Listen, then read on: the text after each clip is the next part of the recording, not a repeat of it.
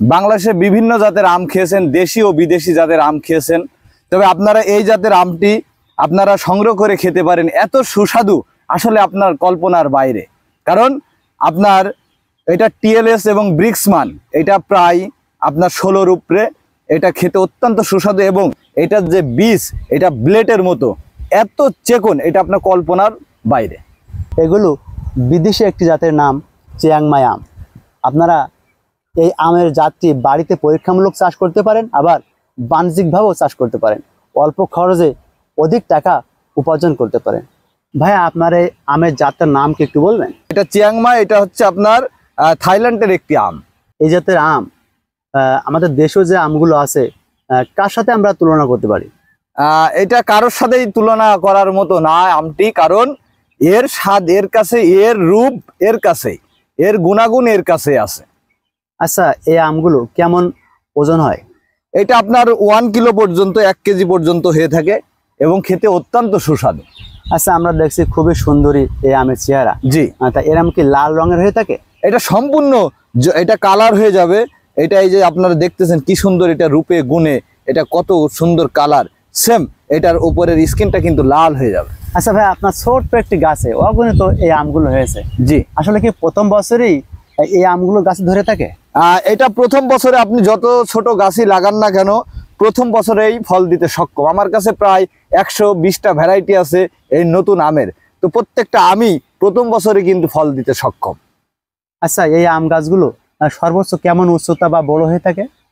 এটা সাধারণত যে দেশি আমগুলা বড় হয় তার থেকে একটু আপনার এটা ঝোপালো হয় বেশি, কিন্তু আপনার হাইটে কম হয়। আচ্ছা, এখানে কি কি পরিচর্যা করলে আম গাছে বেশি ধরবে বা আমের কোনো ক্ষতি হবে না ফলমূলের? আসলে পরিচর্যার বিষয়টা আপনি একটা গুরুত্বপূর্ণ প্রশ্ন করেছেন। এটা প্রথমত যখন আমরা আম হারভেস্ট শেষ করব, তখন আপনার গাছের গোড়ায় জৈব সার এবং কিছু রাসায়নিক খাবার, আমরা রাসায়নিক সার দিয়ে দিব।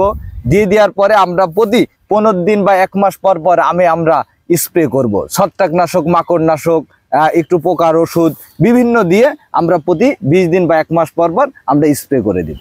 আপনার এই গাছের গোড়ায় জৈব সার দেবো বেশি নাকি রাসায়নিক সার ব্যবহার করব? না, আসলে প্রত্যেকটা ফসলের ক্ষেত্রে আপনি জৈব সারটা প্রযোজ্য, কারণ আপনার রাসায়নিক সার দিলে আপনার গাছের ক্ষতি হবে বেশি। আর আপনি যখনই জৈব সারটা দিবেন তখন আপনার গাছের দেহটা আপনার সুস্থ থাকবে। আমরা অনেক সময় দেখি আম গাছে যখন মুকুল বের হয় তখন স্প্রে করে থাকে। হ্যাঁ, তখন আমরা কি স্প্রে বা পরিচর্যা করব? আসলে মুকুল 3টা ধাপ আছে স্প্রে করার। মুকুল আসার আগে একবার আপনি স্প্রে করতে পারবেন ছত্রাকনাশক, একটু ভাটিমেক। এর পরবর্তীতে যখন মুকুল আসবে আমরা আর স্প্রে তখন আর করব না। যখন প্রথম ফুলটা বের হবে তখন আমরা একমাত্র ওখানে দিতে পারবো একটু জাবের ঔষধ এবং আপনার ছত্রাকনাশক 2টা। এরপরে আর কোনো ওষুধ দেওয়া যাবে না। এরপরে যখন আমের গুটি আপনার মার্বেল সাইজ হবে তখন থেকে আপনি স্প্রে করা শুরু করতে পারবেন। ভাইয়া, এই আমগুলো কাঁচা খেতে কেমন স্বাদ লাগে? এটা কাঁচা খেতেও এটা টেস্ট আছে, তবে কাঁচা এটা চিয়াংমাই আমটা অতটা টেস্ট হবে না, কারণ এটা একটু টক ভাব আছে। তবে পাকলে এটা কি বলবো, আসলে এটা অসাধারণ, এটা বলার কোনো অবকাশ নাই, এত সুস্বাদু হয় আমটা। ভাইয়া, আপনার এখানে এমন আকর্ষণীয় মিষ্টি জাতীয় আম আর কি কি আছে? এখানে আমের কথা আসলে বললে শেষ হবে না। এখানে আছে আপনার যেমন চিয়াংমাই আছে, কিং অফ চাকাপাত আছে, রেড আইবেরি আছে, সূর্য ডিম যেটা জাপানের মিয়াজাকি বা আপনার ওদের ভাষায়, জাপানের ভাষায় তামাগো দিয়াগো একটা আম আছে আমার পাশেই, এই আমটা আছে, এটা হচ্ছে সূর্য ডিম। এটা পৃথিবীর সবচেয়ে বিখ্যাত একটি আম। তারপরে এখানে আছে ব্ল্যাক স্টোন, যেটা কালো হয়, আমটা দেখতে কালো। ব্রুনাই কিং আম আছে, যেটা ব্রুনাই দেশের সর্বশ্রেষ্ঠ এবং বৃহৎ একটি আম আছে, যেটা 5 কেজি পর্যন্ত হয়ে থাকে। এখানে আছে 4 কেজি আছে। তারপরে রেড ব্যানানা আছে, তারপরে ইয়েলো ব্যানানা আছে, হোয়াইট ব্যানানা আছে। তারপরে এখানে আপনার অস্টিন গোল্ড আছে, অস্টিন ম্যাঙ্গো আছে। তারপরে আপনার আছে এখানে জি হোয়াং আম আছে। হ্যাঁ, এখানে রেড পালমার আম আছে। এখানে বিভিন্ন জাতের, এখন আপনার কয়টা আমের কথা বলবো, এখানে আমার অত মনে নাই, প্রচুর আম এখানে।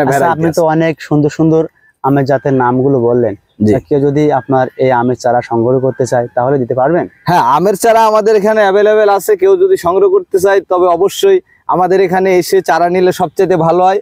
আর যারা আসতে পারবে না তারা কুরিয়ারে সংগ্রহ করতে পারবে। আচ্ছা, আপনার নাম্বারটা তাহলে বলুন যারা যোগাযোগ করবে। 01988 88455059।